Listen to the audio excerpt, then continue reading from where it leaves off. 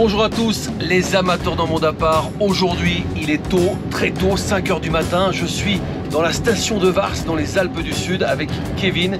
Kevin est agriculteur, mais en complément de ce métier, il est aussi dameur. Et je vous propose aujourd'hui de découvrir ce métier indispensable pour nos pistes de ski, ce fameux damage qui permet justement d'harmoniser les pistes. On découvre tout ça avec Kevin tout de suite dans un monde à part. Alors Kevin, on nous a dit que les dameurs de Vars étaient parmi les meilleurs. Qu'est-ce qui explique ça? Je ne sais pas si on est parmi les meilleurs, mais on est une équipe où on est quand même une majorité. En plus, on est tous des passionnés par ce qu'on fait. Et notre but premier, c'est de faire plaisir aux clients et que les gens ils se régalent sur les pistes qu'on a travaillées toute la nuit. Le métier de dameur, c'est de préparer les pistes, de créer les pistes en début de saison et après tout au long de la saison, on les entretient. S'il faut, on les agrandit ou on les rétrécit en fonction des quantités de neige qu'on a. Et voilà, et après travailler les pistes, c'est rafraîchir tous les jours, c'est les remettre à plat parce que les skieurs en passant, ils font des bosses, ils descendent la neige en faisant des virages. Donc nous, notre but, c'est de remonter la neige. Avec la lame qu'on a devant, on coupe les bosses et on remonte la neige. Et avec la fraise outil qu'il y a derrière la machine, on broie la neige et on la réécrase derrière pour faire un tapis bien plat, bien lisse. Et alors, il neige très fort. Il faut adapter aussi son travail en fonction de ça, parce que quand il neige comme ça change un peu.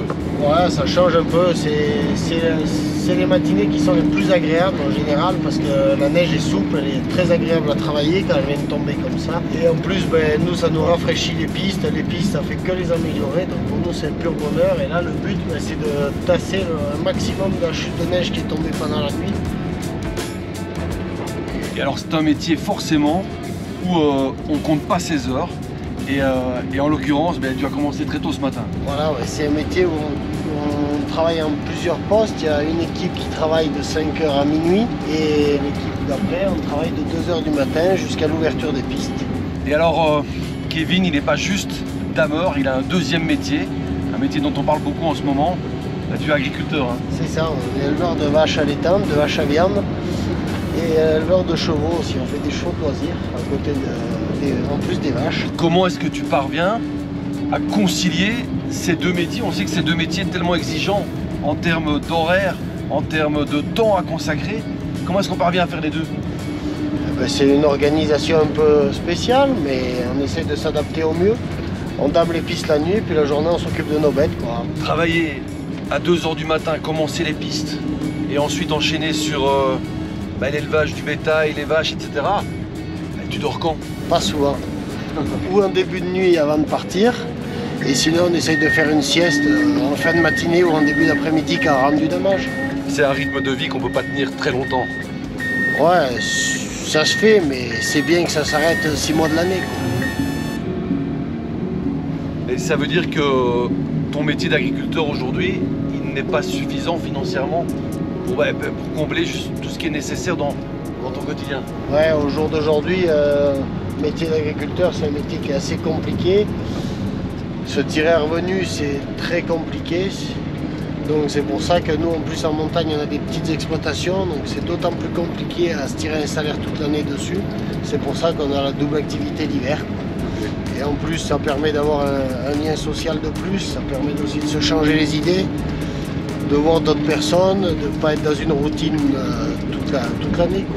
Et comment est-ce que tu as appris ce métier de dameur qui est quand même compliqué, hein? On a une machine là qui pèse. On a une machine de 15 tonnes dans les mains et on s'approche des obstacles à peu près 30 cm, donc il ne faut pas se louper, quoi.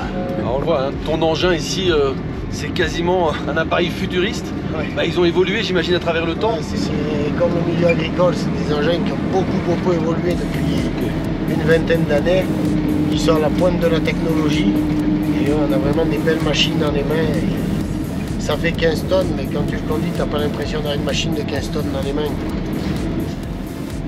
Alors, regardez ça, hein. On avance en ce moment pratiquement à l'aveugle.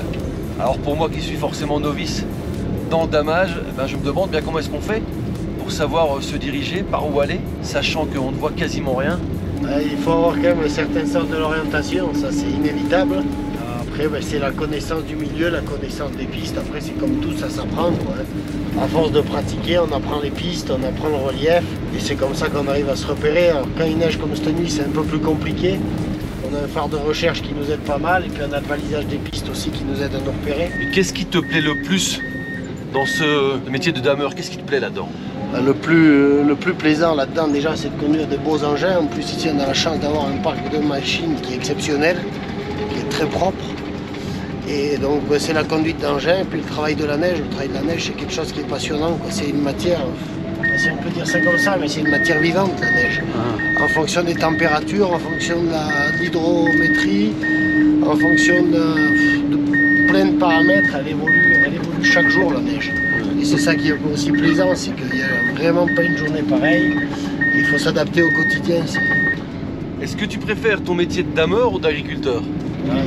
C'est impossible de préférer l'un ou l'autre. C'est complémentaire, mais l'un sans l'autre, moi ça... Non, ça irait pas. Comme promis, on est désormais dans l'exploitation de Kevin. Kevin, vous le voyez, hein, il ne s'arrête pas de travailler. Alors, si certains d'entre nous, dont je fais partie, se plaignent de temps en temps de travailler de trop, imaginez-vous ici, on est à plus de 100 heures par semaine. Et vous le voyez, hein, quand il s'agit de manipuler les engins, qu'ils soient agricoles ou bien les dameurs sur les pistes, eh bien, Kevin, il connaît ça par cœur.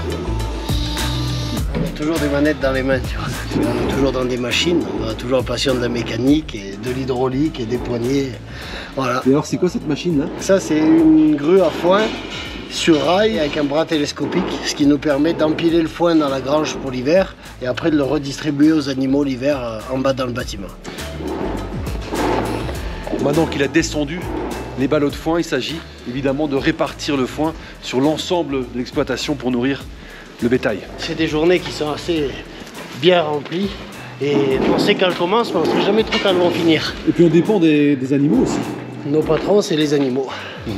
C'est eux qui décident. S'ils ont envie d'être gentils avec nous, ça va. S'ils ont envie de nous embêter, les journées peuvent être très longues et des fois infinissables. Qu'est-ce qui te motive à poursuivre ce travail qui est tellement compliqué, difficile, fatigant? Non seulement on a ici à longueur de journée, et puis on a pendant l'hiver la nuit sur les pistes. Comment tu parviens à garder cette motivation? C'est la passion des animaux, la passion du travail aussi. Mais l'élevage, c'est une passion, c'est quelque chose que tu as dans les tripes. Et c'est quelque chose qui te motive à te lever au quotidien. Et pour nous, c'est un plaisir de venir travailler plus qu'une contrainte.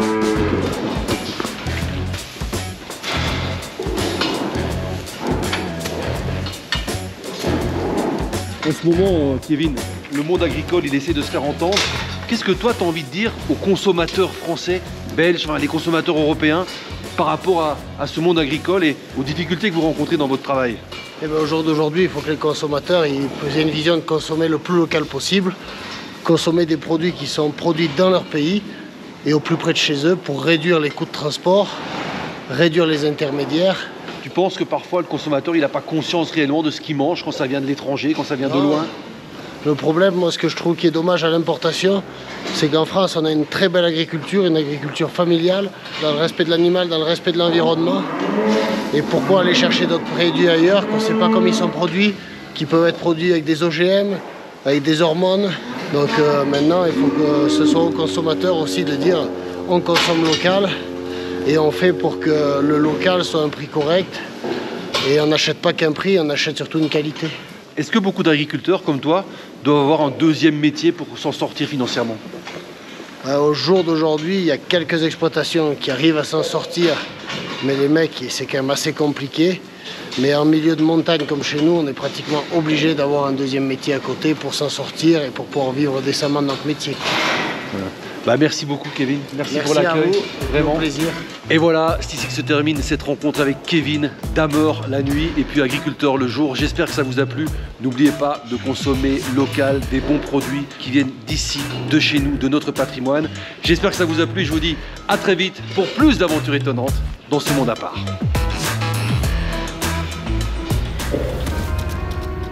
Et si vous souhaitez découvrir encore plus de contenu de ce monde à part, n'hésitez pas à rejoindre notre communauté de voyageurs en vous abonnant à notre page Facebook.